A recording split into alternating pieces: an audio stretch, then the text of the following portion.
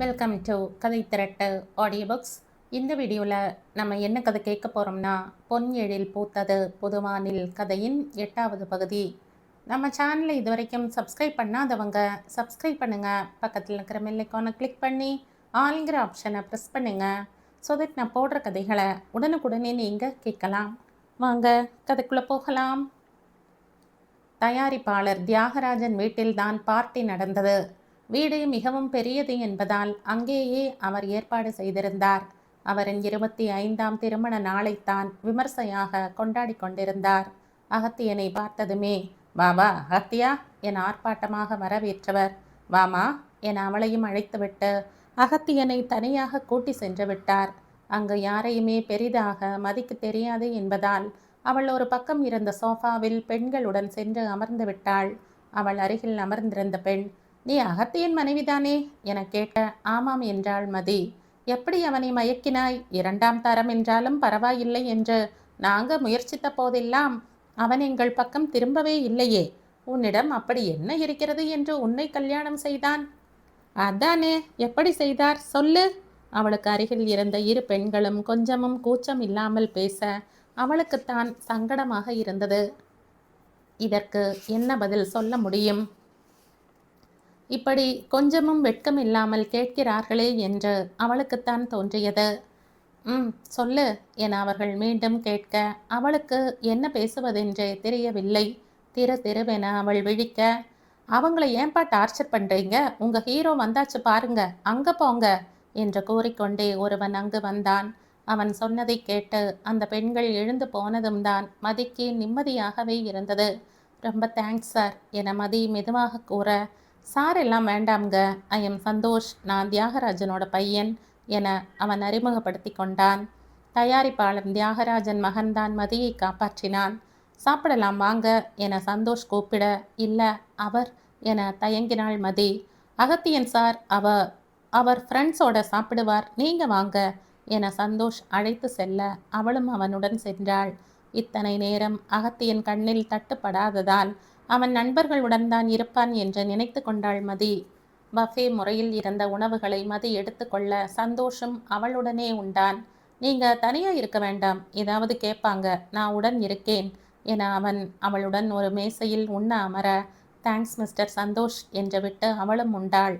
அவன் சினிமா கதைகள் ஏதேதோ கூறிக்கொண்டிருக்க அவளும் அதையெல்லாம் கேட்டுக்கொண்டே சாப்பிட்டாள். அதே நேரம் அகத்தியனும் மனைவியை தேடி வந்துவிட்டான். பாவம், தனியாக விட்டுவிட்டு வந்துவிட்டோம், சாப்பிட அழைத்து போகலாம் என வந்தவன் மதி சந்தோஷுடன் அமர்ந்திருப்பதை பார்த்து அப்படியே நின்று விட்டான். அவள் அந்த நேரம் பார்த்து ஏதோ சிரித்து வேறு பேசிக்கொண்டிருக்க அவன் முகம் பெரும் கோபத்துடன் இறுகி போயிற்று. அந்த நொடி அவன் மூளை வேலையே செய்யவில்லை. ஏற்கனவே ஒரு முறை ஏமாந்து போன மனம் மீண்டும் யாரிடமும் ஏமாறக்கூடாது என திடமாக நின்றது. யாரோ ஒருவனுடன் மனைவி சிரித்து பேசியதை சாதாரணமாக எடுத்துக்கொள்ள முடியாமல் அவன் மனம் பெரிதாக அதிர்ந்து விட்டது. கோபம் கொஞ்சமும் குறையாமல் மனைவி அருகில் வந்தவன், "போகலாம் மதி" என இறுக்கமாக கூற, திடீரென கணவனை எதிர்பார்க்காமல் அவள் திகைத்து வெடித்தாள். "ஹாய் அகத்தியன் சார்" என சந்தோஷ் வேறு கூற, "ஹாய்" என அவனிடமும் சொல்லி வைத்தவன், "போகலாம் என்றேன்" என்றான் மனைவி புறம் திரும்பி.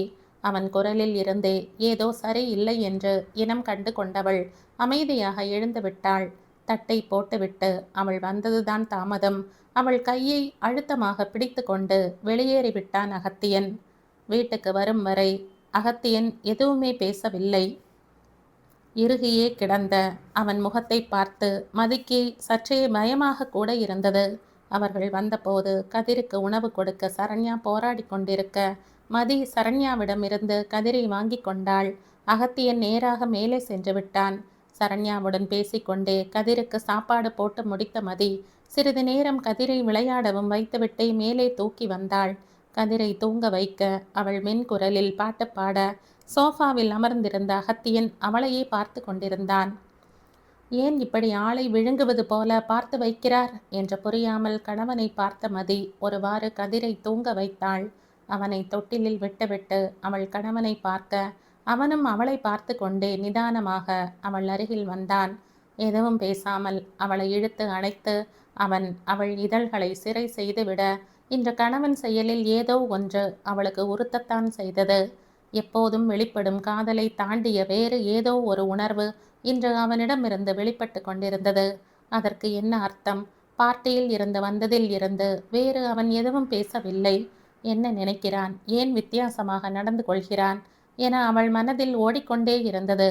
கூடல் முடிந்து அவளை விட்டு விலகிப்படுத்தவன் தூங்குவது போலவும் தெரியவில்லை.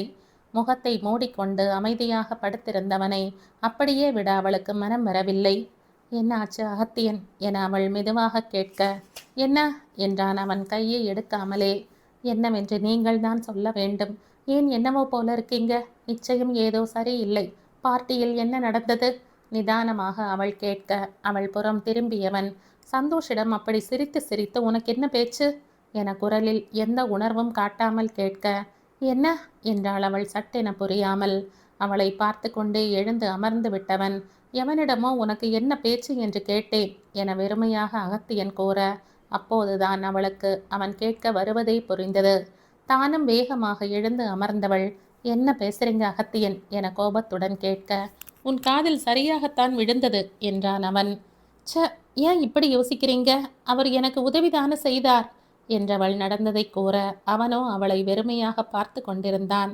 பிரச்சனை என்றதும் என்னை தேட தோன்றவில்லை இல்லையா?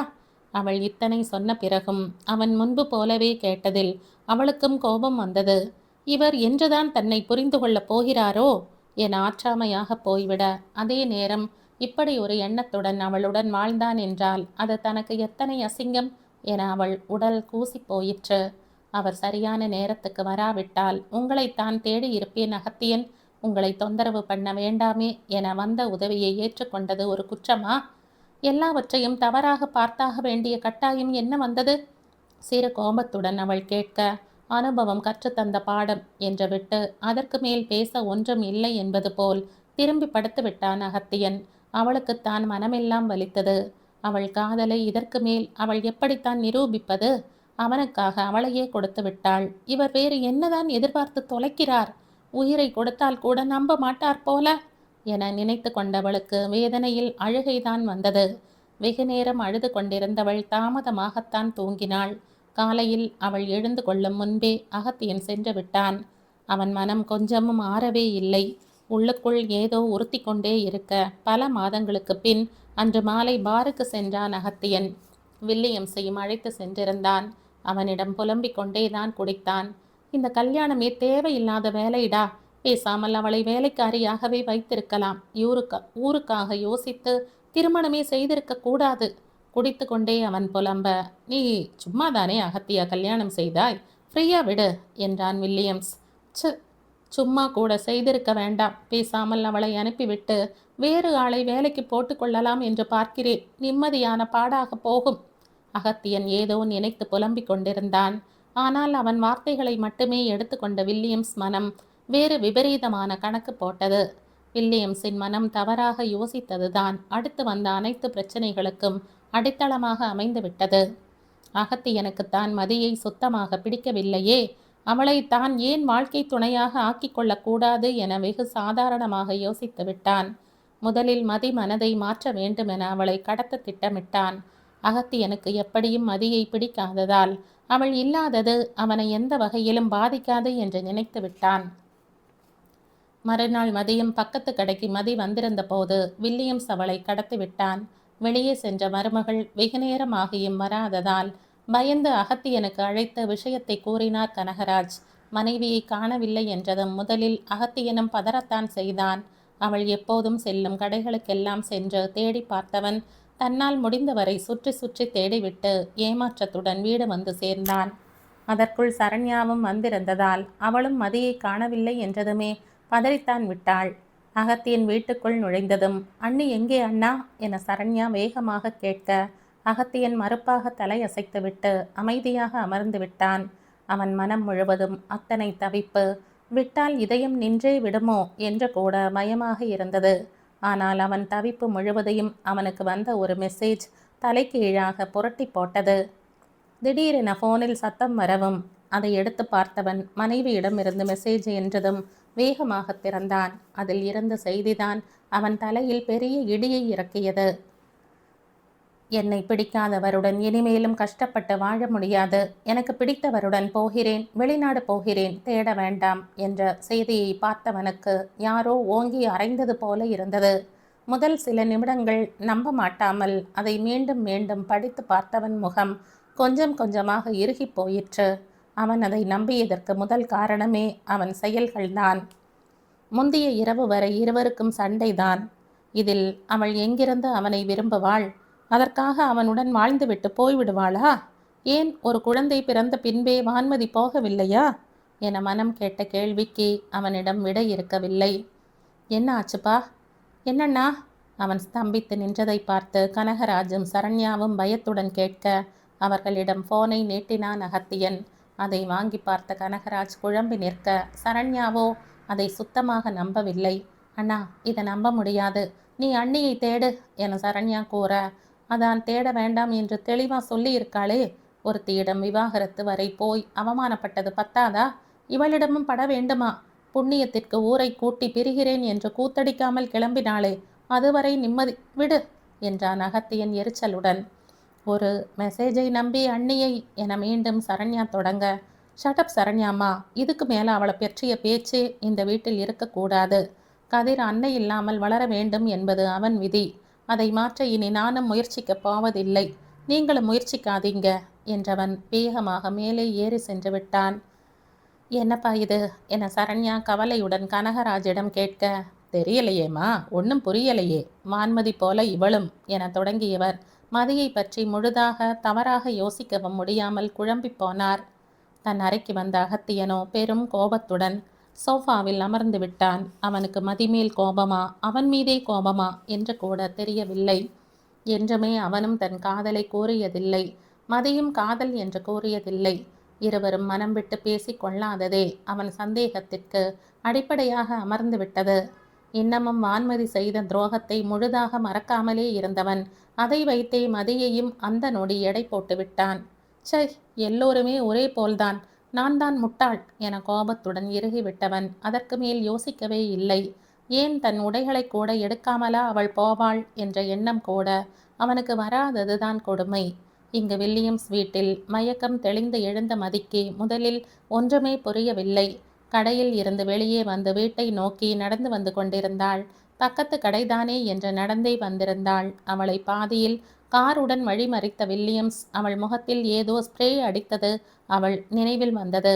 அதே எண்ணத்துடன் அவள் மெதுவாக எழுந்து கொள்ள வில்லியம்ஸ் சரியாக அந்த அறைக்குள் வந்தான். ஹாய் அழகி என அவன் கூற அவன் அழைப்பில் முகம் சுருங்க அவனை பார்த்தவள், என்ன பண்றீங்க வில்லியம்ஸ் என்றாள் கோபத்துடன். கோபப்படாம உட்காரு அழகி, உன்னுடன் பேச வேண்டும் என அவன் கூற, உங்களுடன் பேச எனக்கு என்ன இருக்கு? முதலில் என்னை என் வீட்டில் விடுங்க. எவ்வளவு தைரியம் இருந்தா என்னை மயக்கப்படுத்தி தூக்கி வந்திருப்பீங்க என கத்திக்கொண்டே வேகமாக அறையை விட்டு வெளியே வந்தவள் வாசல் கதவை தேடி அதையும் திறந்தாள். கதவை திறந்த அடுத்த நொடி 2 பெரிய நாய்கள் அவள் முகத்துக்கு நேராக பெரிதாக நிற்க சட்டென பயந்து கதவை மூடிவிட்டாள். கொஞ்சம் கோபப்படாமல் உட்காரு பேப், நான் சொல்வதை கேள், அப்புறம் அடுத்ததை பார்ப்போம் என வில்லியம்ஸ் கூற, ஒழுங்கா மதி அழகின்னு கூப்பிடுங்க என்றாள் அவள் கோபமாக. அது கஷ்டமா இருக்குமா, முதல்ல உட்காரு என அவன் கூற வேறு வழி இல்லாமல் அவளும் வந்து அமர்ந்தாள். லுக் பேப், உன்னை அகத்தியன் சும்மா பெயருக்குத்தான் திருமணம் செய்து கொண்டான் என்று எனக்கு தெரியும். அவனுக்கு நீ சுத்தமாக தேவையில்லை. But I like you. உன் கல்ச்சர் எனக்கு ரொம்பவும் பிடிச்சிருக்கு. So I love you. நாம் கல்யாணம் பண்ணிக்கலாம். நான் உன்னை நன்றாக பார்த்து கொள்வேன். ஆடச்சி, அவன் பேச பேசவே அவள் கோபத்துடன் முகத்தை சுளித்து கொண்டு எழுந்து விட்டாள். வாட் பேப் என அவன் கேட்க, ஐயோ அப்படி கூப்பிட்டு தொலையாதீங்க என்றாள் அவள் கடுப்புடன். அழகி என்று கூப்பிட்டாலும் உனக்கு பிடிக்கவில்லையே. இந்த 2இல் ஒன்றுதான் கூப்பிடுவேன். என்னுடன் பழகி பார்த்தால் கண்டிப்பா உனக்கு என்னை பிடிக்கும் பேப் என அவன் நிதானமாக கூற, ஆட கர்மமே என தலையில் அடித்து கொண்டாள் மதி. எனக்கும் உங்கள் நண்பருக்கும் கல்யாணம் ஆகிவிட்டது வில்லியம்ஸ். நீங்க இப்படி பேசுவது ரொம்ப தப்பு என அவள் எடுத்து சொல்ல முயற்சித்தாள். அவனோ, அந்த மேரேஜ் ட்ராமா தானே என்றான் தெளிவாக.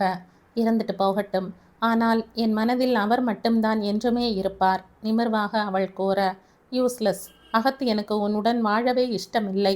உன்னை அனுப்பிவிடத்தான் நினைக்கிறான். ஸோ அவனை மறந்துவிட்டு உன்னை விரும்பும் என்னை ஏற்றுக்கொள்ள முயற்சிக்கலாமே. அவன் பேச பேச அவளுக்கு எங்காவது போய் முட்டிக்கொள்ளலாமா என்று இருந்தது. லூசு மாதிரி பேசாதீங்க வில்லியம்ஸ். நான் அவரை மட்டும்தான் விரும்புகிறேன். அவருக்கு என்னை பிடிக்காவிட்டாலும் என்னால் வேறு எதுவும் யோசிக்க முடியாது. கதிர் என்னை தேடுவான். முதலில் என்னை விடுங்க. நீ பேசுவதுதான் முட்டாள்தனமா இருக்கு பேப். அவனுக்கு உன்னை பிடிக்காத போது நீ ஏன் அவனை நினைத்து கொண்டு இருக்க வேண்டும்? லுக் அழகி, நீ அவனை மறப்பதுதான் நல்லது. அதுவரை இங்கிருந்து போக முடியாது. என்னை மீறி போனால் நாய் கடித்து விடும். ஸோ பாதுகாப்பா உள்ளேயே இரு என அவன் அசால்ட்டாக முடித்துவிட்டு எழுந்து கொள்ள, ஆட கடவுளே, அவர் என்னை தேடுவார். நீங்க கடத்தியது தெரிந்தால் உங்கள் நட்பு என்ன ஆகும்? யோசிங்க என அவள் வேறு பக்கமாக முயற்சிக்க, அவன் உன்னை தேட மாட்டான் என்றவன் அவள் போனில் தான் அனுப்பிய மெசேஜை காட்டினான். அதை பார்த்து அவள் அதிர்ந்து விழிக்கும் போதே போனை மீண்டும் பிடுங்கி தன் சட்டை பையில் போட்டு கொண்டவன், பொறுமையா யோசி பேப், உனக்கு புரியும் என்று விட்டு எங்கோ சென்று விட அவள் ஓய்ந்து போய் அமர்ந்து விட்டாள். அவள் மனம் முழுவதும் அவள் கணவனிடம்தான் இருந்தது. இந்த செய்தியை அவன் நம்பி இருப்பானா? நம்பி அவளை தேடாமல் விட்டிருப்பானா? முந்தைய நாள் அவன் பேசிய பேச்சுக்களை நினைத்து பார்த்தவளால் ஒரு முடிவுக்கும் வர முடியவில்லை.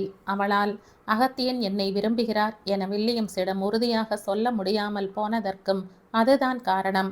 எங்கோ ஒரு மூலையில் அகத்தியன் தன்னை விரும்புகிறானோ என்று இருந்த எண்ணமும் அன்று அவன் பேசிய வார்த்தைகளில் அழிந்து விட்டிருந்தது. அவன் மனம் கொஞ்சமும் மாறப்போவதில்லை என்ற முடிவுக்கு அவளும் வந்திருந்தாள். முன்பு போலவே கதிர் வளரும் வரை வாழ்ந்துவிட்டு போக வேண்டியதுதான் என்ற முடிவில் இருந்தவளைத்தான் இவன் இப்படி கடத்தி வந்து விட்டான். எப்படியும் அவள் மனம் மாறாதவரை வில்லியம்ஸ் ஒன்றும் தவறாக நடக்க மாட்டான் என அவளுக்கு நம்பிக்கை இருந்தது. அந்த நம்பிக்கையில்தான் அவள் அமைதியாக இருந்தது. வில்லியம்ஸுக்கு தவறான புரிதல்தான். போக போக புரிந்து கொள்வான் என்றுதான் மதி நினைத்தாள். அதுதான் நடக்கவும் செய்தது. முதலில் அவள் சொல்லும் எதையும் காதில் வாங்கி கொள்ளாமல் காதல் என்று பிதற்றிக் கொண்டிருந்தவன் கொஞ்சம் கொஞ்சமாக புரிந்து கொண்டு இறுதியில் முழுதாக தெளிந்தான். இடையில் அகத்தியின் நிலைதான் மிகவும் மோசமானது. மதி இல்லாத ஒவ்வொரு நொடியும் அவனுக்கு நரகமாக இருந்தது. அதே நேரம் தன்னை பிடிக்காமல் அவள் போய்விட்டாள் என்ற குருட்டுத்தனமான முடிவில் இருந்தவன் தன்னைத்தானே முடிந்தவரை வருத்தி கொண்டிருந்தான். இடையில் மதி வீட்டில் இல்லை என்று தெரிந்து கொண்டு வான்மதி வேறு அவனை மடக்க முயற்சிக்க அவளை சமாளிப்பதிலேயே அகத்தியனால் மதியை பற்றி பெரிதாக யோசிக்க முடியாமல் போனது. அவன் குருட்டுத்தனமான எண்ணங்களுக்கெல்லாம் மதியின் வரவு ஒரு முடிவு கட்டியது. என்ன பெரிய சோதனையாக அவன் மேல் இருந்த காதல் முழுதாக அவளுக்கு அழிந்து விட்டது. இல்லை, அவனே அழித்து விட்டான். அதை மீட்டெடுக்க அவன் முயற்சிக்க தொடங்கும் முன்பே அடுத்த பிரச்சனை வேறு. தன்னால் முடிந்தவரை மனைவியை படித்து எடுத்து விட்டான். இனி எதற்காகவும் அவளை வருத்தக்கூடாது என முடிவு செய்து கொண்டவன் உயிர் கொல்லும் வலியை தாங்கிக் கொண்டுதான் அவள் கேட்ட விடுதலையை கொடுக்க முடிவெடுத்திருந்தான். அன்றைய இரவு முழுவதும் அகத்தியன் தூங்கவில்லை. நடந்த அனைத்தையும் நினைத்து கொண்டே படுத்திருந்தவனுக்கு மனமெல்லாம் பெரிதாக கனத்து போனது. எத்தனை சுயநலமாக இருந்திருக்கிறான். அவளுக்கு ஒரு மரியாதையும் அவன் கொடுத்ததில்லையே. முழுதாக மனைவி என்றும் ஏற்றுக்கொள்ளாமல் அதே நேரம் அதற்கான உரிமையையும் எடுத்துக்கொண்டு அவளை அவனேதான் உயிரோடு கொன்றுவிட்டான். கடைசியாக கேவலம் ஒரு மெசேஜை நம்பி அவளை சந்தேகமும் பட்டாயிற்று. இதற்கு மேல் அவளிடம் என்ன உணர்வு மிச்சமிருக்கும்? இத்தனைக்கு பின்பும் அவள் அவனுடன் இருக்கத்தான் செய்தாள். இடையில் இந்த வான்மதிதான் குழப்பி விட்டிருக்கிறாள் என அகத்தியன் ஏற்கனவே யூகித்து விட்டான்.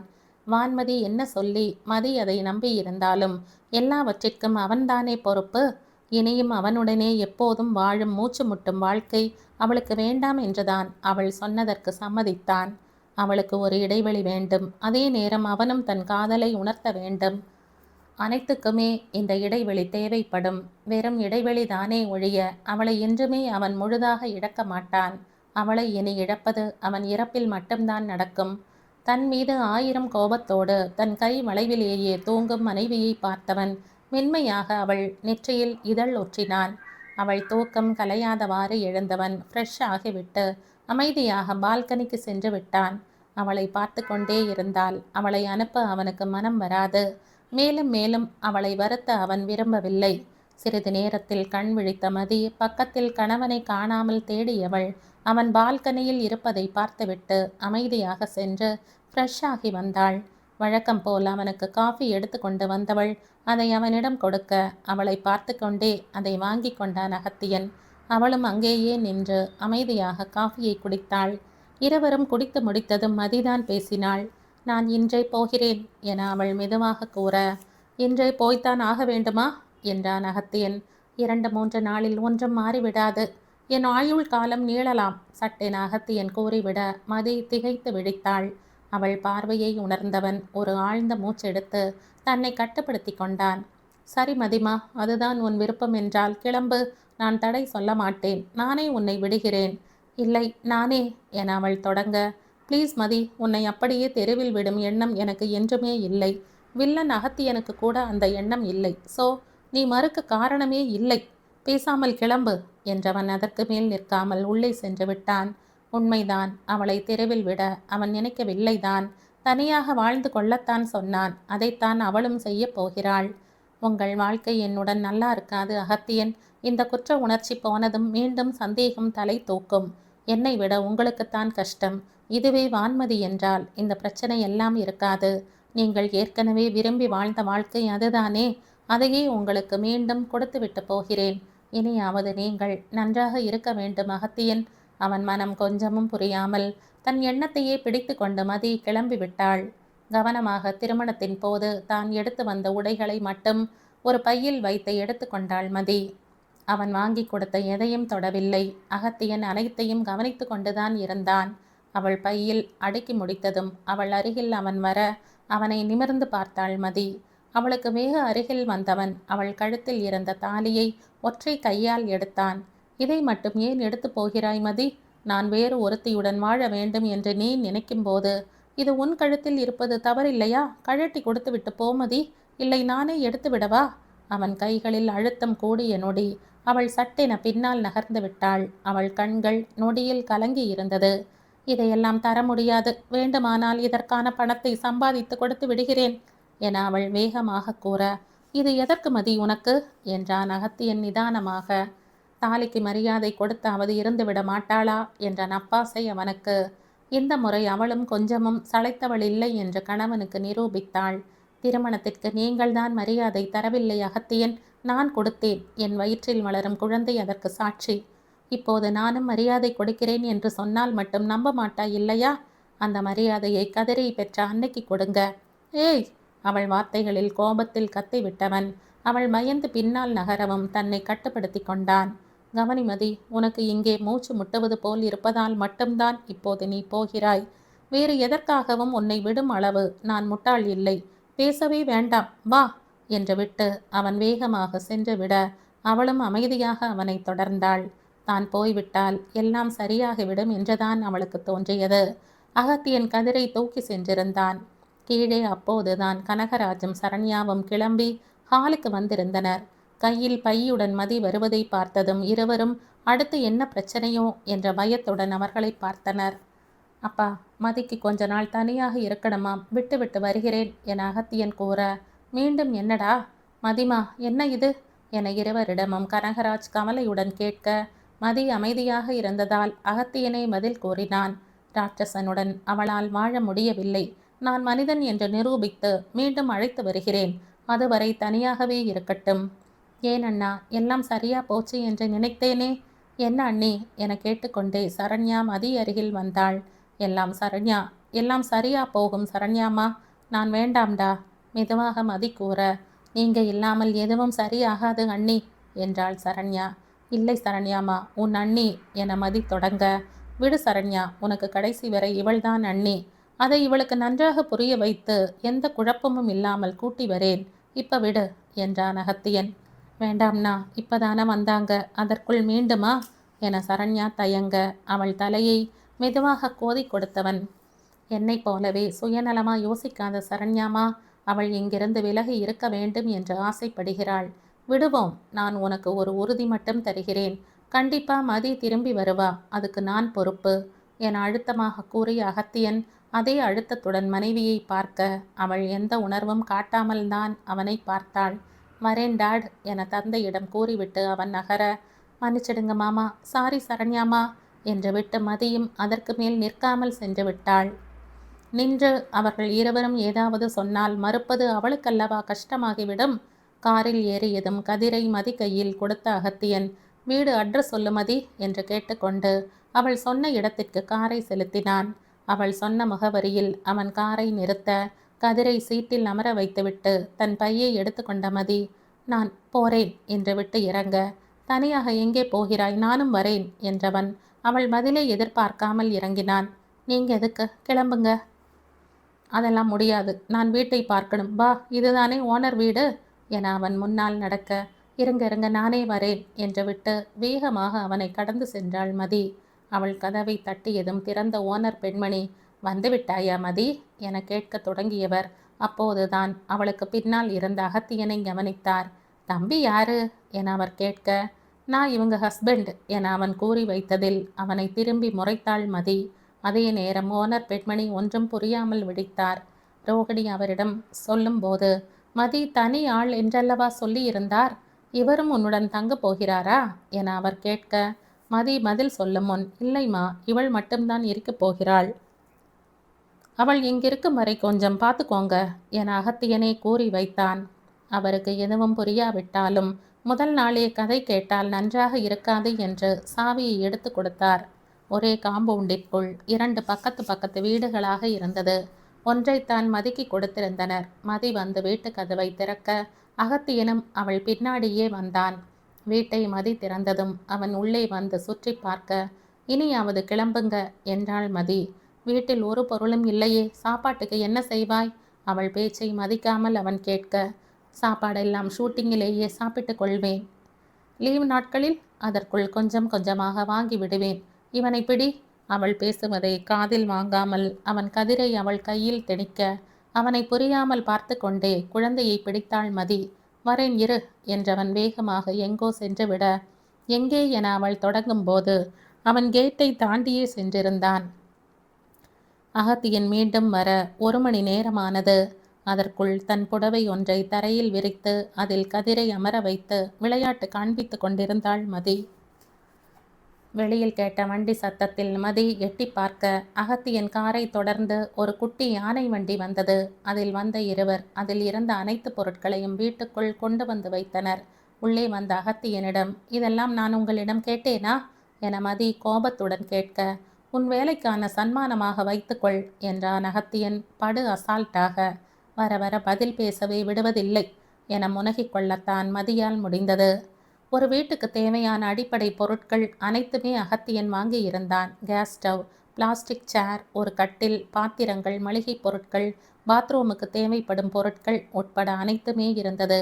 அனைத்தையும் அடுக்கிவிட்டு ஆட்கள் கிளம்பியதும் அங்கிருந்த ஒரு சேரில் அமர்ந்த அகத்தியன், பால், காஃபி பொடி, சர்க்கரை எல்லாம் இருக்கு மதி, எலக்ட்ரிக் அடுப்பும் இருக்கு, கடைசியா உன் கையால ஒரு காஃபி போட்டு கொடேன் என்று கேட்க அவன் வார்த்தைகள் அவளுக்குள் சுருக்கென தைத்து அவள் கண்கள் கலங்கிவிட்டது. அதை அவனுக்கு காட்டாமல் சமையல் அறைக்கு சென்றவள் அவன் கேட்டது போலவே காஃபி கலந்து வந்தாள். சில மணி நேரங்களுக்கு முன் வெறுமையாக பெரிதாக இருந்த வீட்டில் இப்போது அனைத்து பொருட்களுமே இருந்தது.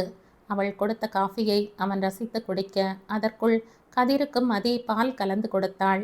கேஸ் நாளைக்கு வந்துடும், மதியத்துக்கும் நைட்டுக்கும் பக்கத்தில் இருக்கும் மெஸ்ஸில் இருந்து உணவு கொண்டு வந்து தர சொல்லிட்டேன். ஓனர் பார்த்தால் நல்லவங்களா இருக்காங்க, வீடும் பாதுகாப்பாக இருக்கு, பத்திரமா இருந்துக்கோ. ஸோ நான் கிளம்ப வேண்டியது தான் இல்லையா என கேட்டுக்கொண்டே எழுந்தவன், அடித்து விட மாட்டாய்தானே என கேட்டுக்கொண்டே அவளை அழுத்தமாக அணைத்து விட அவளும் அவ்வளவுதான் முடியப் போகிறது என்ற நினைவில் அவனுடன் ஒன்றிக்கொண்டாள். அவள் மனதை சரியாக படித்தவன் மெலிதாக சிரித்து கொண்டான். அப்படியெல்லாம் உன்னை விட்டுவிட மாட்டேன் மதி என காதருகில் அவன் கூற அவள் ஒன்றும் புரியாமல் விழித்தாள். அவள் குழப்பத்தை சரி செய்ய அவன் விரும்பவில்லை. கதிரை தூக்கி கொண்டவன், வரேன் மதிமா என்று விட்டு அவள் நெற்றியில் மென்மையாக இதழ் ஒற்றிவிட்டு கிளம்பிவிட்டான். அகத்தியன் சென்றதும் அந்த வீட்டில் ஒரு ஓரமாக அமர்ந்தவளுக்கு கண்ணை கரைத்து கொண்டு வந்தது. கடைசியாக அவள் தந்தை இறந்த போதுதான் அவள் தனியாக இருந்தது. அதற்கு பின் அகத்தியனுடன் தான், முக்கியமாக கதிருடன். எப்போதும் அவள் இடுப்பிலேயே தொற்றிக் கொண்டிருக்கும் குழந்தை இதற்குள்ளேயே அவள் இல்லாமல் அழுவானோ? ஏற்கனவே வில்லியம்ஸால் இடையில் கொஞ்ச நாள் குழந்தை தவித்தான். இப்போது அவள் தெரிந்தே விட்டுவிட்டு வந்து விட்டாள். பாவம், எத்தனை தவிக்கிறானோ என அவளுக்கு வேதனையாக இருந்தது. அதே நேரம் வான்மதி கதிருடன் இருக்க வேண்டும் என்று ஆசைப்படும் போது அதை மறுக்கும் உரிமை அவளுக்கு இல்லையே. அகத்தியன் என்னதான் அவளுடன் உடலால் வாழ்ந்தாலும் மனதால் அவளுடன் வாழவில்லையே. அவன் தன்னை காதலிப்பானோ என எங்கோ மனதின் மூலையில் உதித்த எண்ணமும் அவன் தொடர் சந்தேகத்தில் மொத்தமாக கருகிவிட்டது. அவளை விட வான்மதியுடன் வாழ்வது அவனுக்கு சுலபமாக இருக்கும் என அவளை முடிவு செய்து விட்டாள். சிறிது நேரத்தில் உணவை எடுத்து கொண்டு வந்து ஒருவன் கொடுத்து விட்டு போக சாப்பிட்டு விட்டு அமைதியாக படுத்து விட்டாள். மன சோர்வாலோ என்னவோ உடலும் அவளுக்கு சோர்ந்து போயிருந்தது. அதுதான் அமைதியாக ஓய்வெடுத்தாள். மதியை விட்டுவிட்டு வீட்டுக்கு வந்த அகத்தியன் கதிரை மாணிக்கவேலிடம் கொடுத்துவிட்டு உடனடியாக எங்கோ கிளம்பினான். அவன் வெளியேறும் முன், மதி எங்கேப்பா, பத்திரமாக இருக்கிறாளா என கேட்ட கனகராஜிடம், பத்திரமாக இருக்கிறாள் டேட், நான் பார்த்து விசாரிச்சுட்டு தான் வந்தேன், ஒன்றும் பயம் இல்லை என்றவன். வந்துடுறேன் டேட் என்று விட்டு வேகமாக கிளம்பி விட்டான். அவன் நேராக வந்தது வான்மதியை தேடித்தான்.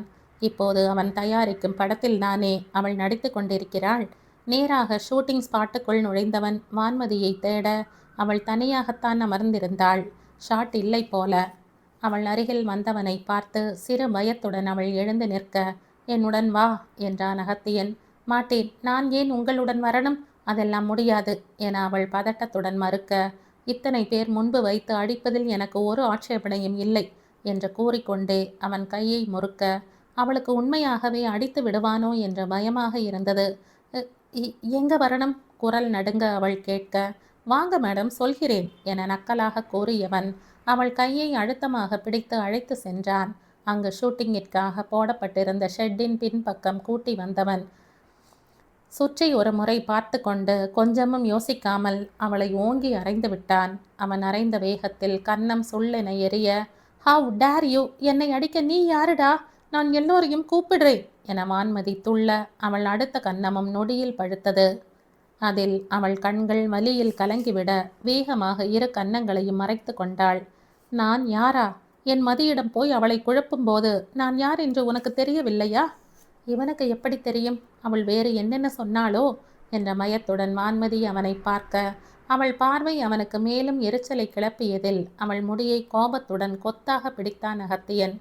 நீ பார்த்தவன் மட்டுமே அகத்தியன் இல்லை வான்மதி, எனக்குள் ரொம்பவும் மோசமான ஒருவன் இருக்கிறான். இனி ஒரே ஒரு முறை நீ என்னை சீண்டினால் கூட அதற்கு பின் நீ இருக்க மாட்டாய். உன்னை பாவம் பார்த்து பார்த்து விட்டு கொண்டிருக்கிறேன். எப்போதும் இப்படி வெறும் அடியுடன் நிறுத்தி கொள்ள மாட்டேன். இதுதான் உனக்கு கடைசி வான்மதி. இனி ஒரு முறை நீ என் மதியை பார்த்தாய் என்று தெரிந்தால் அதுதான் உன் கடைசி நாளாக இருக்கும். அவள் முகத்தருகில் பெரும் கோபத்துடன் சீறியவன் இன்னமும் கோபம் அடங்காமல் அவளை மேலும் ஒரு அறை விட்டான். ஒழுங்கா உன் வழியை பார்த்துட்டு போய்விடு என அடிக்குரலில் சீரலாக கூறிவிட்டு அகத்தியன் சென்று விட்டான். அவன் ஆடிய ருத்ர தாண்டவத்தில் தலையெல்லாம் கலைந்து இரண்டு கன்னங்களும் சிவக்க அவள் அலங்கோலமாக நின்றிருந்ததை ஒரு துணை நடிகன் பார்த்து விட்டான். அவன் ஒரு நமட்டு சிரிப்புடன் நகர்வதை பார்த்த வான்மதிக்கே ரொம்பவும் அவமானமாக இருந்தது. முகத்தை நன்றாக துடைத்து கொண்டு தலையை சரி செய்து கொண்டவள் அகத்தியன் சென்ற திசையை தான் வெறித்து பார்த்தாள். நீ எப்படி சந்தோஷமாக வாழ்கிறாய் என்று நான் பார்க்கிறேன் அகத்தியன் என பெரும் கோபத்துடன் நினைத்து கொண்டவள் மனதை மிகப்பெரிய வன்மம் அந்த நொடி ஆட்கொண்டது. கல்லூரியில் இருந்து கிளம்பும்போது சரண்யா வில்லியம்ஸுக்கு அழைத்தாள். உங்களுடன் கொஞ்சம் பேசணும் வில்லியம், என்னை பிக்கப் பண்ணிக்கோங்க என அவள் கூற, நோ சரண், உன் வீட்டில் சொல்லி கார் வர சொல்லிப்போ என உடனடியாக மறுத்தான் வில்லியம்ஸ். ப்ளீஸ் வில்லியம், எனக்கு கொஞ்சம் பேசணும், முக்கியமான விஷயம் என சரண்யா கூற, அவள் குரலில் இருந்த கவலை அவனுக்கு புரிந்தது. ஒரே அடியாக மறுக்க மனம் வராமல் போக, ஓகே வெயிட் பண்ணு வரேன் என்று விட்டு ஃபோனை வைத்தான் வில்லியம்ஸ். சரண்யா அவனுக்காக கல்லூரியில் காத்திருந்தாள். அவன் வந்ததும் இருவரும் பக்கத்தில் இருக்கும் காஃபி ஷாப்பிற்கு வந்தனர். இருவருக்கும் ஆர்டர் கொடுத்துவிட்டு, சொல்லு சரண் என வில்லியம்ஸ் தொடங்க, மதி வீட்டை விட்டு சென்றதை மெதுவாக கூறினாள் சரண்யா. அண்ணாவிற்கு அண்ணி போனதில் விருப்பம் இருப்பது போல் தெரியவில்லை வில்லியம். அண்ணிதான் ஏதோ கஷ்டத்தில் போன மாதிரி இருந்தது. மீண்டும் எப்படி சேரப்போகிறார்களோ என்று பயமா இருக்கு வில்லியம். எல்லாம் என்னால் தான் சரண்யா சொல்லி முடிக்கும்போது வில்லியம்ஸ் இறுகிய குரலில் கூற, புரியல வில்லியம் என்றாள் சரண்யா. என்னால் தான் சரண், நான் அவங்களை கடத்தி அவனுக்கு அப்படி ஒரு மெசேஜ் அனுப்பாமல் இருந்திருந்தால் இத்தனை குழப்பமே வந்திருக்காது. நான் இடியட் சரண், இடியட் என அவன் தலையில் அடித்து கொள்ள வேகமாக அவன் கையை பிடித்து தடுத்தாள் சரண்யா. யாரிடமாவது மனம் விட்டு பேச வேண்டும் என்றுதான் அவள் வில்லியம்ஸிடம் புலம்ப வந்தாள். அவன் இப்படி எடுத்துக்கொள்வான் என அவள் நினைக்கவே இல்லையே. இதில் உங்கள் மேல் மட்டும் தப்பில்லை வில்லியம் என சரண்யா கூற, அவளை புரியாமல் பார்த்தான் வில்லியம்ஸ். நான் தானே சரண் என அவன் தொடங்க, இல்லை வில்லியம் என்று விட்டு தொடர்ந்து பேசினாள் சரண். நீங்கள் என்று இல்லை, யார் என்ன சொல்லி இருந்தாலும் அண்ணா நம்பி இருக்கக்கூடாது. அண்ணி பிரெக்னெண்டா இருக்காங்களாம். நேற்று நைட்டு தான் எங்களிடமே சொன்னார். இப்படி ஒரு சூழ்நிலையில் அவர் எப்படி அண்ணி மேல சந்தேகப்படலாம்? அதுதான் எல்லா தவறுக்கும் அடிப்படை. இனி அண்ணி வேண்டும் என்றால் அவர்தான் அண்ணி மனதை மாற்ற வேண்டும்.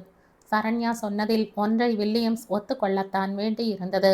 மீண்டும் மீண்டும் மதிமேல் அகத்தியன் ஒட்டுதல் இல்லாதது போலவே பேசியதுதான் அவன் மனதில் வேறு எண்ணம் வரவும் காரணமாக இருந்தது. அதற்காக தான் செய்த பைத்தியக்காரத்தனத்தை நியாயப்படுத்தி கொள்ள அவன் விரும்பவில்லை. என்ன சொன்னாலும் நான் செய்தது தப்புதான் சரண். அதற்கு அகத்தியன் என்ன தண்டனை கொடுத்தாலும் நான் ஏற்றுக்கொள்ளத்தான் செய்வேன். அதை விடு. இப்போது அவர்களை சேர்த்து வைக்க நாம் ஏதாவது செய்ய முடியுமா என்றான் வில்லியம்ஸ். அதற்கு மன்னாவே வழி யோசித்து விட்டான் என்ற சரண்யா முந்தைய நாள் இரவு மதியை விட்டு வந்த பின் அகத்தியன் கூறிய அனைத்தையும் கூறினாள். Good idea. அவங்க நல்லபடியா சேர்ந்தால்தான் எனக்கும் நிம்மதி என வில்லியம்ஸ் கூற, எனக்கு அதுதான் வசதி என்று கூறி கண்ணடித்தாள் சரண்யா. அவள் செயலில் ஒரு நொடி திகைத்தவனுக்கு அடுத்த நொடி அவள் செயலுக்கான அர்த்தம் புரிந்துவிட, யூ கிரேசி கேர்ள், போகலாம் வா என்று கொண்டே எழுந்து விட்டான் வில்லியம்ஸ். முதல் நாள் ரோஹிணியுடன் ஷூட்டிங் போய்விட்டு வந்திருந்தாள் மதி. இரவு உணவும் ஷூட்டிங்கிலேயே முடிந்து விட்டதால் வீட்டில் சமைக்கும் வேலை இருக்கவில்லை. அவள் உள்ளே வரும்போதே, வேலையெல்லாம் நல்லா இருந்ததா மதி, சாப்பிட்டையா என கேட்ட ஓனர் சிவகாமி அம்மாவிடம், நல்லா இருந்ததுமா, அங்கேயே சாப்பிட்டு விட்டேன் என்று விட்டு வீட்டுக்குள் நுழைந்து கொண்டாள் மதி. ஓனர் வீட்டில் சிவகாமி அம்மாவும் அவர் கணவன் வைத்தியநாதனும் மட்டும்தான். அவர்கள் ஒரே மகன் ஃபாரினில் குடும்பத்துடன் செட்டில் ஆகிவிட்டான். 2 வருடத்திற்கு ஒரு முறை போல்தான் குழந்தை மனைவியுடன் வந்து போவான். அவன் அழைத்தும் இவர்கள்தான் ஊரை விட்டு போக மனம் இல்லாமல் முடியாத போது வருகிறோம் என இங்கேயே இருந்து விட்டனர். வீட்டுக்கு வந்த மதி குடிப்பதற்காக பால் காய்ச்சிய போது அவள் ஃபோன் அடித்தது. அகத்தியன்தான் அழைத்தான். முதல் ஒரு முறை எடுக்காமல் விட்டவள் அவன் மீண்டும் அடிக்கவும் வேறு வழி இல்லாமல் எடுத்தாள். ஃபோன் செய்தால் கூடாத அளவு நான் வேற்று ஆளாக போய்விட்டேனா உனக்கு? அவள் எடுத்ததுமே அவன் காய்ந்து தள்ள அதை கண்டு கொள்ளாதவள், எதுக்கு கூப்பிட்டீங்க என்றாள். ஏதாவது காரணம் இருந்தே ஆக வேண்டுமா? வீட்டுக்கு வந்து விட்டாயா? வந்துவிட்டேன். ஒரு சின்ன உதவி வேண்டும் என அவன் நிறுத்த, இவருக்கு தன்னிடம் என்ன உதவி தேவைப்பட போகிறது என புரியாமல் விழித்தவள், சொல்லுங்க என்றாள். ஏதாவது பாடுமதி, கதிர் தூங்க அடம் பிடிக்கிறான், ஒரே அழுகை. ஏதாவது ஆகிவிடுமோ என்ற மயமா இருக்கு. பாடுகிறாயா? இல்லை, அவன் அம்மா பார்த்து கொள்ளட்டும் என்று குழந்தைக்கு என்ன ஆனாலும் பரவாயில்லை என விடப் போகிறாயா? பாடு என்று சொன்னால் பத்தாதா? அவன் இத்தனை பேசியதில் வேதனையுடன் கேட்டாள் மதி. என்ன செய்வது? நீ பாட்டுக்கு முடியாது என்று வைத்துவிடக் கூடாதே. அதற்காக நான் முந்திக்கொண்டே பாடுகிறாயா என அவன் மீண்டும் கேட்க, பாடுற, ஸ்பீக்கரில் போடுங்க. அவள் பாடல்களை அகத்தியன் ரெக்கார்ட் செய்து வைத்திருந்ததெல்லாம் அவளுக்கு தெரியாது. அவள் மென்குரலில் 2 பாடல் பாடி முடித்த போது எதிர்ப்புறம் இருந்து சத்தமே வரவில்லை. அகத்தியன், அகத்தியன் என அவள் மெதுவாக அழைத்து பார்த்ததற்கு எந்த பதிலும் இல்லாமல் போக அவனும் உறங்கிவிட்டான் என புரிந்து கொண்டாள் மதி. அதில் மனம் நிகழ்ந்துவிட அமைதியாக போனை வைத்தவள் தானும் அன்று ஒருவித நிறைவுடன் உறங்கிப் போனாள். காலையில் கிளம்பிய மதி நேராக ரோகிணி வீட்டுக்குத்தான் வந்தாள். மதி வந்தபோது ரோகிணியும் தயாராகி இருந்தாள். 5 நிமிடம் மதி, ட்ரெஸ் மட்டும் மாத்திட்டு வந்து விடுகிறேன் என்று விட்டு ரோகிணி உள்ளே சென்று விட மதி ஹால் சோஃபாவில் அமர்ந்திருந்தாள். அப்போதுதான் அலுவலகம் கிளம்ப தயாராகி வந்த ரோகிணியின் கணவன் அவளை பார்த்து சிறு தலையசைப்புடன் விடைபெற்று சென்று விட்டார். உடை மாற்றிக்கொண்டு வந்த ரோகிணி மாமியாருக்கு உணவெடுத்து வைத்துவிட்டு அவரிடமும் சொல்லிவிட்டே கிளம்பினாள். ஷூட்டிங்கில் இருந்து கார் வந்திருந்தது. இருவரும் ஏறி அமர்ந்ததும் தான் ரோகிணி நிம்மதியாக மூச்சே விட்டு கொண்டாள். அப்பா, காலையில் எழுந்ததிலிருந்து ஓட்டம்தான், ரோகிணி சலிப்புடன் கூற. நான் வேலைக்கு வருகிறேன் என்கிறேனேக்கா, நீங்கள் தான் விட மாட்டேங்கிறீங்க. நான் வீட்டு வேலைக்கு உதவி செய்தால் உங்களுக்கு கொஞ்சம் சுலபமாக இருக்கும் இல்லையா என்றாள் மதி. வாங்கும் சம்பளத்துக்கு நீ செய்யும் வேலையே அதிகம் மதிமா. மாசமாக இருக்கும் பெண் வேறு. நான் எனக்கு ஷூட்டிங்கிற்கு மட்டும் தாண்டா அசிஸ்டன்ட் தேடினேன். வீட்டு வேலையெல்லாம் என்னுடையது, நான் பார்த்து கொள்வேன். நீ கொஞ்சம் உன் உடம்பையும் பார் என அழுத்தமாக கூறிவிட்டாள் ரோகிணி. ரோகிணி சொன்னது போல் காலையில் ஷூட்டிங் போனால் ஷூட் முடிந்து வரும் வரை ஏதோ ஒரு வேலை இருந்து கொண்டேதான் இருக்கும். முதலில் ரோகிணி காட்சிக்கான உடை மாற்றியதும் அவளுக்கு தலை மாறி விடுவது, மேக்கப் போடுவது, காலை உணவு எடுத்து வருவது என எல்லாம் மதிதான் செய்வாள். மதியம் லஞ்ச் முடிந்ததும் மீண்டும் ஒரு முறை ஃப்ரெஷ் ஆகி மேக்கப் போட்டு விடுவது, இடையிடையில் ரோகிணி கேட்கும் அனைத்தும் செய்வது என அவளுக்கு வேலைகள் சரியாகத்தான் இருக்கும். ஷூட்டிங்கில் இருந்து கிளம்பும் வரை ரோகிணி பையை தூக்கி கொண்டு சுற்றுவதும் மதிதான். மதி அகத்தியன் மனைவி என ஷூட்டிங்கில் பலருக்கு தெரியும் தான். மற்றவர்களிடம் அசிஸ்டன்ட் என்று கூறாமல் மதி நட்பு ரீதியாக பொழுது போகாமல் இதை வேலையாக செய்கிறாள் என்றுதான் ரோகிணி கூறியிருந்தாள். முக்கியமாக அவள் அகத்தியனை பிரிந்திருப்பதை யாரிடமும் சொல்லக்கூடாது என மதியிடமும் ரோகிணி சொல்லி வைத்திருந்தாள். ரோகிணி அதிகாரமெல்லாம் செய்ய மாட்டாள் என்பதால் யாருக்கும் பெரிதாக ஒன்றும் தவறாக தெரியவில்லை. அதையும் மீறி கேட்ட சிலரிடம் எனக்கு பிடித்த வேலையை செய்கிறேன், சும்மா வீட்டில் இருக்க முடியவில்லை, அவர் பணத்தில் இல்லாமல் வேலை செய்து முன்னேற ஆசைப்படுகிறேன் என மதி அழுத்தமாக கூறிவிட்டதில் அவளை பற்றிய பேச்சு கொஞ்சம் கொஞ்சமாக அடங்கி போயிற்று. அன்றைய ஷூட்டிங்கும் இரவு வரை எடுத்து கொண்டேதான் போனது. நைட் டின்னர் எடுத்து வைத்து விடு மதிமா, நான் ஷாட் முடித்துவிட்டு வருகிறேன் என்று விட்டு ரோகிணி சென்றுவிட மதியும் இருவருக்கும் உணவு எடுத்து வைத்தாள். ரோகிணி வந்ததும் இருவரும் முதலில் உணவை முடித்தனர். டைரக்டர் உன்னிடம் பேச வேண்டும் என்று சொன்னார் மதி, போய் பார்த்து விடுவோமா என ரோகிணி கேட்க, என்னிடம் பேச என்ன இருக்கிறதுக்கா என்றாள் மதி. தெரியலையேடா, நல்ல மனிதர்தான், என்னவென்று கேட்போம் என அவளை அழைத்து சென்றாள் ரோகிணி. வாங்க மதியழகி, உட்காருங்க என அவளுக்கு ஒரு இருக்கையை காண்பித்துவிட்டு இயக்குனர் பேசினார். நீங்கள் ஏற்கனவே நடிச்சிருக்கீங்க இல்லையா, நம் சீரியலிலும் ஒரு புது ரோல் வரப்போகிறது, அதை நீங்கள் பண்ணுறீங்களா, உங்களுக்கு பொருத்தமாக இருக்கும். இல்லை சார், நடிக்கிற ஐடியா இல்லை என அவர் கேட்டதும் உடனடியாக மறுத்தாள் மதி. ஏமா, ஒரு முயற்சி செய்து பார்க்கலாமே, நான் வேண்டுமானால் அகத்தியன் சாரிடம் பேசவா என அவர் மீண்டும் கேட்க, இல்லை சார், இதில் அவர் சொல்ல ஒன்றுமே இல்லை, எனக்கே நடிப்பதில் இன்ட்ரெஸ்ட் இல்லை சார், அந்த ஒரு படமே வேறு வழி இல்லாமல் தான் செய்தேன், தப்பாக எடுத்துக்காதீங்க சார் என்று விட்டு அவள் எழுந்துவிட அவரும் அதற்கு மேல் வற்புறுத்தாமல் சரிம்மா என்று விட்டார். மீண்டும் வீட்டுக்கு செல்லும் போது நடிக்க வேண்டியது தானே மதிமா என ரோகிணியும் கேட்க, இல்லக்கா, எனக்கு சரியா வரல, பெருசா விருப்பமும் இல்லை என்று விட்டாள் மதி. அவள் முடிவெடுத்த பின் அதில் யாரும் வற்புறுத்த விரும்பவில்லை. மதியை இறக்கி விட்டுவிட்டு ரோகிணி தன் வீட்டுக்கு சென்று விட்டாள். ஞாயிறு அன்று ரோகிணிக்கு ஷூட் இல்லாததால் மதி வீட்டில்தான் இருந்தாள். அன்று மதியம் அகத்தியன் அவளுக்கு அழைத்தான். வீட்டில் இருக்கிறாயா மதி? ஆ என முனகி வைத்தாள் மதி. ஆஃபீஸுக்கு வந்தேன், இங்கே சண்டே என்பதால் லஞ்ச் இல்லை, கதிரையும் கூட்டிட்டு வந்துட்டேன், வீட்டுக்கு போக வேண்டும் என்றால் லேட் ஆகும், உன் வீடு பக்கம்தானே, அங்கே வரவா, பாவம் பார்த்து சமைத்து போடுவாயா? குரலில் எந்த உணர்வும் காட்டாமல் கேட்டான் அகத்தியன். அவனுக்கு மட்டும் என்றால் கூட மறுக்கலாம், கதிருக்கு என்னும் போது எங்கிருந்து மறுப்பது? அவளிடம் அத்தனை பேசிய வான்மதி என்ன ஆனாள்? அகத்தியனுடன் சேர முயல்கிறாளா இல்லையா? குழப்பத்துடன் மதி அமைதியாக இருக்க, கதிருக்கு மட்டும் கூட செய்மா, போதும் என்றான் அகத்தியன் அந்த பக்கம். அவன் குரலில் தன் நினைவுக்கு மீண்டவள் வேகமாக தலையில் தட்டி கொண்டு வாங்க என்று விட்டு போனை வைத்தாள். அகத்தியன் வந்தபோது சரியாக மதி சமைத்து முடித்திருந்தாள். அவன் உள்ளே வரும்போதே சிவகாமி அவனை எதிர்கொண்டார். அவனிடம் என்ன பேசுவது என்று ஒன்றும் புரியாமல் போக, வாங்க தம்பி என்றதோடு அவர் ஒதுங்கிவிட அவனும் நல்லா இருக்கீங்களாமா என பொதுவாக கேட்டு அவர் பதிலையும் வாங்கி கொண்டு மதி வீட்டுக்கு வந்து விட்டான். அவன் வந்ததுமே மதி கதிரை தூக்கி கொள்ள அகத்தியனும் அவளையே பார்த்து கொண்டு அமைதியாக அமர்ந்து விட்டான். கதிரை தூக்கி கொண்டே சமையல் அறைக்கு சென்ற மதி முதலில் கணவனுக்கு ஒரு தட்டில் சாப்பாட்டை போட்டு எடுத்து வந்தாள். அவள் கொடுத்ததை வாங்கி கொண்டவன், எனக்கு போட மாட்டாய் என்று நினைத்தேன், உன் முதல் பெண்டாட்டியிடம் சமைத்து போட சொல்லு என்று சொல்லவில்லையா? சிறிது நேரம் முன்பு அவள் நினைத்ததை அவன் சரியாக கேட்டதில் அவள் திருவென விழித்தாள். சோ அதையும் நினைத்திருக்கிறாய், போனால் போகிறது என்று போடுகிறாய் போல, தேங்க்ஸ்மா என்று விட்டு அவன் பாட்டுக்கு சாப்பிட, வர வர இவர் பேசுவதே புரியவில்லை என தனக்குள்ளேயே புலம்பிக் கொண்டு மகனுக்கு உணவை பிசைந்து ஊட்டினாள் மதி. தான் உண்டு முடித்ததும் மகனுக்கான தட்டை கையில் வாங்கி கொண்ட அகத்தியன், நீயும் சாப்பிட்டு விடு என்று கூற அவளும் மறுக்காமல் அமர்ந்து உணவை முடித்தாள். அதற்குள் அகத்தியன் கதிருக்கு ஊட்டி முடித்திருந்தான். கதிர் சாப்பிட்டதும் தூங்குவதற்காக மதி மடியில் வந்து படுத்துவிட அவளும் குழந்தையை இறக்கிவிட முடியாமல் அவனை தூங்க வைத்தாள். அவன் நன்றாக உறங்கியதும் அவனை எடுத்து சென்று அறையில் இருந்த கட்டிலில் விட்டுவிட்டு வந்தாள் மதி. நல்லா தூங்கிட்டா என அவள் மெதுவாக கூற, தெரிகிறது, எனக்கும் தூக்கம் வருதே என அகத்தியன் சோம்பல் முறிக்க அவள் சங்கடத்துடன் அவனை பார்த்தாள். என்னம்மா சாப்பாடெல்லாம் போட்டாய், தூங்க கொஞ்சம் இடம் தரக்கூடாதா?